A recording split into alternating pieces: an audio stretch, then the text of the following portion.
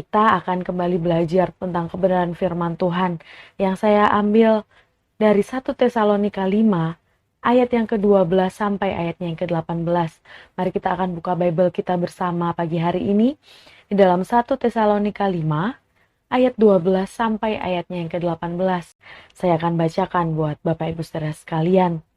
Saudara-saudaraku, kami minta supaya kamu menunjukkan penghargaanmu kepada mereka yang bekerja keras di antara kamu, yang telah menjadi teladan bagimu di dalam Tuhan, dan yang juga menasihatimu. Ayat yang ke-13. Hormatilah mereka sungguh-sungguh dengan kasih, mengingat apa yang telah mereka lakukan. Hiduplah dalam damai sejahtera seorang dengan yang lain. Ayat yang ke-14 berkata, saudara-saudaraku, kami meminta supaya kamu menegur mereka yang tidak mau bekerja, menghibur mereka yang putus asa, membantu mereka yang lemah, dan bersabarlah terhadap semua orang. Ayat yang ke-15, perhatikanlah supaya tidak ada seorang pun yang membalas kejahatan dengan kejahatan, tetapi lakukanlah apa yang baik seorang kepada yang lain. Hendaklah kamu selalu bersukacita, berdoalah senantiasa, dalam segala keadaan mengucap syukurlah, karena inilah kehendak Elohim dalam Kristus Yesus bagi kamu. Dalam ayat yang ke-12 sampai yang ke-18 ini, dalam 1 Tesalonika 5, saya beri tema hidup dalam kasih dan anugerah Yesus. Sekali lagi kita mau katakan bersama, saya harus hidup dalam kasih dan anugerah Tuhan Yesus. Sekali lagi, saya harus hidup dalam kasih dan juga anugerah Yesus Kristus.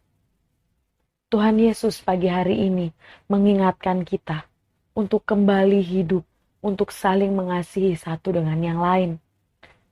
Dengan keadaan yang saat ini sedang terjadi, sudah tidak zamannya lagi Bapak Ibu Saudara sekalian untuk kita hidup dengan ego masing-masing dan tidak menghargai orang lain, merugikan orang lain.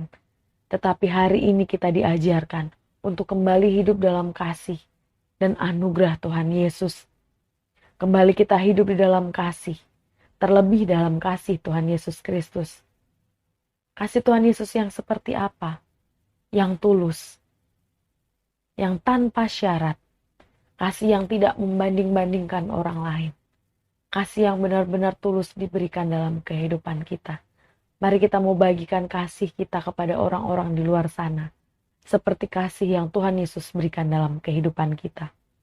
Orang lain boleh menyakiti kita, orang lain boleh menghina kita, bahkan memfitnah kita, tetapi kita juga boleh untuk tidak membalas mereka, karena pembalasan itu bukan hak kita.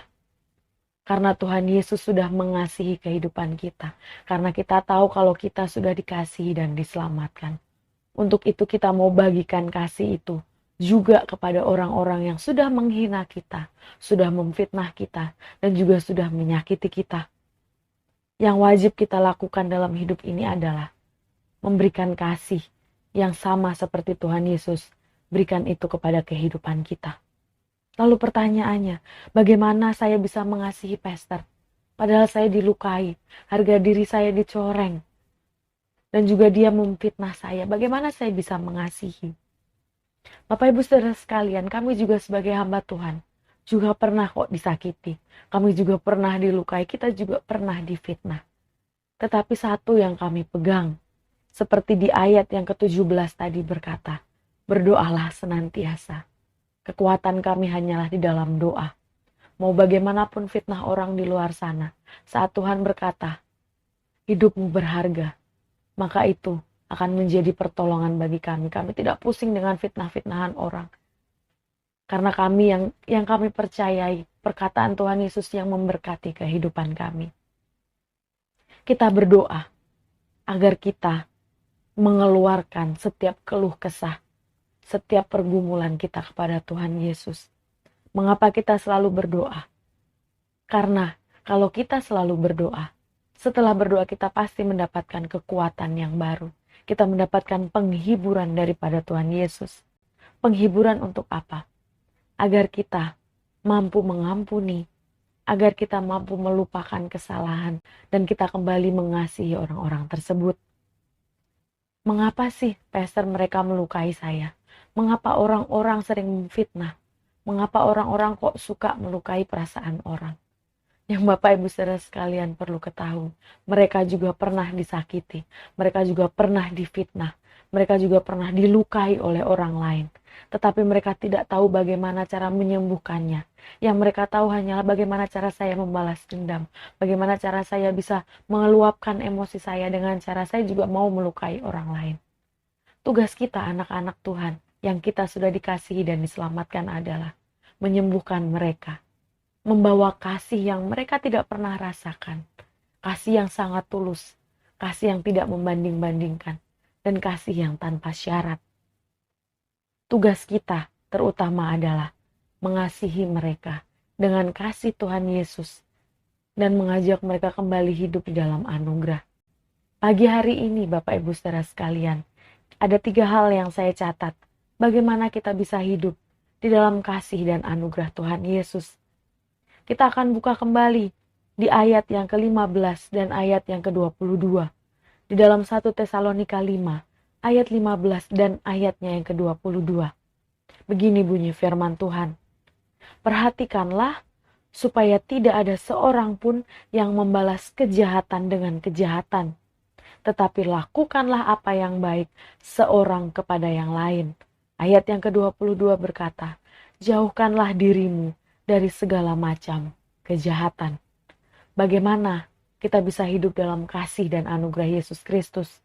Yang pertama, di ayat 15 dan ke-22 ini berkata, kita harus menjauhkan diri dari segala macam kejahatan. Kejahatan apapun. Kalau kita melihat lingkungan kita melakukan hal yang jahat, kita berhak untuk tidak melakukan hal yang sama. Karena kita tahu, berkat kita sudah diberikan oleh Tuhan Yesus. Berkat kita sudah akan diberikan oleh Tuhan Yesus sesuai dengan kemampuan dan porsi kita masing-masing. Kita akan lebih percaya kepada Tuhan Yesus dan tidak akan melakukan hal-hal yang negatif di luar sana. Kita terus akan dapat menjadi berkat untuk orang-orang lain di luar sana. Kita pasti ditolong oleh Tuhan Yesus dengan caranya yang ajaib, bukan dengan cara kita sendiri. Bapak Ibu Saudara sekalian, jauhilah kejahatan. Kalau kita bisa hidup dengan damai, kalau kita bisa hidup di dalam damai dengan orang lain, mengapa kita harus hidup dengan melakukan kejahatan? Tabur tuai yang akan kita terima. Apa yang kamu tabur itulah yang akan kamu tuai. Apakah Tuhan mengampuni? Tuhan pasti mengampuni, tetapi konsekuensilah yang harus kita terima. Konsekuensi dari dunia ini, karena kita masih daging, karena kita masih manusia, kita pasti menerima setiap konsekuensi dari apa yang sudah kita lakukan. Biarlah hidup kita mendekat kepada Tuhan Yesus, agar kita mampu menjauhkan diri dari segala macam kejahatan yang ada di dunia ini. Cara bagaimana kita hidup di dalam kasih dan anugerah Tuhan Yesus adalah menjauhi segala macam kejahatan. Jangan mau hidup dengan dipakai oleh iblis. Jangan mau hidup dengan diperalat oleh iblis.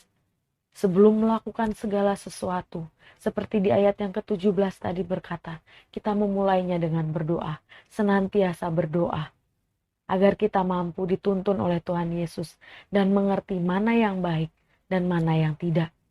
Agar Tuhan Yesus mampu menolong kehidupan kita dan menuntun kehidupan kita.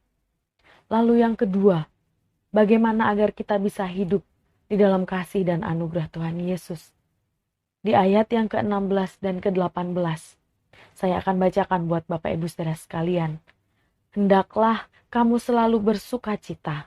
Ayat yang ke-18, dalam segala keadaan mengucap syukurlah, karena inilah kehendak Elohim dalam Kristus Yesus bagi kamu. Yang kedua, bagaimana kita bisa hidup dalam kasih dan anugerah Tuhan Yesus? Yang kedua, kita selalu bersukacita dan selalu mengucap syukur.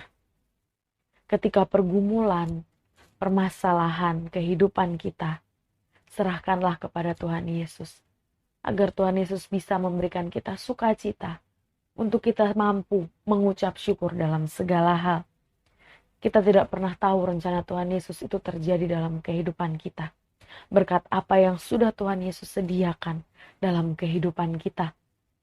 Yang kita tahu, semuanya pasti mendatangkan kebaikan. Rencana Tuhan Yesus dalam kehidupan kita pasti semua mendatangkan kebaikan dalam kehidupan Bapak Ibu Saudara sekalian dan kehidupan saya. Bersukacitalah senantiasa, dan juga kita mengucap syukur selalu, agar kita mampu hidup di dalam kasih dan anugerah Tuhan Yesus. Ketika suatu proses kehidupan kita terjadi, disitulah kita pasti merasakan penyertaan Tuhan Yesus, tuntunan Tuhan Yesus dalam kehidupan kita, yang tidak akan pernah hilang dan terus terjadi dalam kehidupan kita. Semua proses yang terjadi dalam hidup ini membuat kita menjadi pribadi yang lebih dewasa lagi. Dewasa dalam cara berpikir, dewasa dalam bertindak, dan juga dewasa dalam berkata-kata, sesuai dengan kebenaran firman Tuhan, dan memancarkan kasih Kristus yang ada dalam kehidupan kita. Di dalam mengucap syukur juga ada kekuatan dan penghiburan daripada Roh Kudus dan Tuhan Yesus. Tadi yang pertama, bagaimana kita bisa hidup di dalam kasih dan anugerah Tuhan Yesus. Kita menjauhkan diri dari segala macam kejahatan. Lalu yang kedua, kita bersukacita dan selalu mengucap syukur. Lalu yang terakhir, Bapak Ibu Saudara sekalian, bagaimana kita bisa hidup di dalam kasih dan anugerah Tuhan Yesus. Di ayat yang ke-24 ini berkata, Dia yang memanggil kamu adalah setia, Dia juga yang akan melaksanakannya. Yang terakhir, bagaimana kita bisa hidup di dalam kasih dan anugerah Tuhan Yesus. Kita hidup dengan kesetiaan dan ketaatan. Kata setia memiliki makna yang adalah dapat dipercaya, taat menjalankan perintah. Ketika kita taat kepada perintah Tuhan Yesus dan firman Tuhan, maka kita akan dipercayakan hal-hal yang besar, yang mungkin secara manusia kita tidak mampu. Tetapi Tuhan Yesus melihat kamu bisa melakukannya, kamu bisa melewatinya. Ketika kita taat kepada perintah Tuhan Yesus, kita akan diberikan kekuatan yang baru, kita akan diberikan kemampuan yang luar biasa untuk menjalani kehidupan kita. Setia pada pelayanan kita kepada Tuhan Yesus, mau dimanapun, kapanpun, dan dalam keadaan apapun, kita terus setia melayani Tuhan Yesus. Dan juga kita harus setia kepada pasangan kita masing-masing, kepada suami kita, atau kepada istri kita. Setia melayani keluarga kita, anak-anak kita. Sebagai anak-anak kita setia melayani orang tua kita. Setialah dalam keluargamu. Karena setelah kita setia, kita taat, kita mendapatkan sesuatu hal yang besar daripada Tuhan Yesus. Buah dari kesetiaan kita, buah dari ketaatan kita adalah kita bisa hidup dalam kasih dan anugerah Tuhan Yesus. Mari kita belajar dari 3 hal yang sudah kita pelajari pagi hari ini. Bagaimana kita bisa hidup dalam kasih dan anugerah Tuhan Yesus. Kita menjauhkan diri dari segala macam kejahatan. Lalu yang kedua, kita selalu bersukacita dan dapat mengucap syukur. Serta kita hidup setia dan taat akan perintah Tuhan Yesus. Mari kita selalu hidup dalam kasih dan anugerah Tuhan Yesus. Amin untuk kebenaran firman Tuhan.